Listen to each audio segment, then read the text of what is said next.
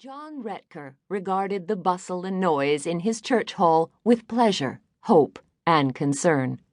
He was short, with mild blue eyes and ears that stood out beneath a circle of white fluffy hair. He sat on a hard wooden chair, his offer to help gently but firmly refused, partly because he was the loved and respected rector of Trinity Episcopal Church, and partly because he was clumsy. Renovation would begin after the Christmas holidays. A columbarium would be added, something that had been talked about since before he became a rector over 10 years ago. The library would be expanded, the administrative offices reworked and redecorated, and the long hall between the old chapel and the new church upstairs would have a magnificent hammer beam roof and a tile floor installed. But first, the church hall would be gutted and redone.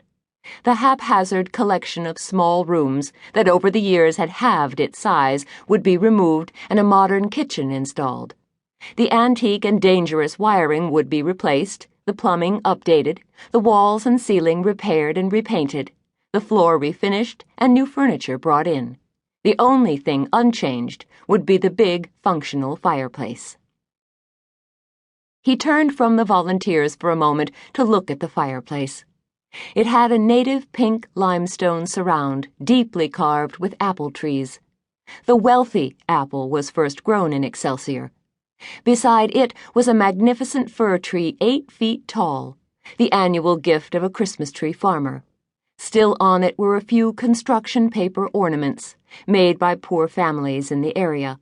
Parishioners had been selecting 1 or 2 during Advent to buy something suitable for the person described on the ornament. They'd wrap their gift and bring it to Trinity by the last Sunday in Advent, which, this being Thursday, was 3 days off. The gifts would be delivered Christmas Eve. As Father John watched, 3 men came to tilt the tree, then lift and carry it up to the big hall outside the nave of the church. The instant they touched it, it shed needles as an alarmed cat sheds fur. He smiled to himself. Fir tree. Furry cat. Before the renovation began in earnest, all the movables in the church hall had to be taken away. The valuable things had already been removed, and the volunteers who ran the thrift shop had emptied their area.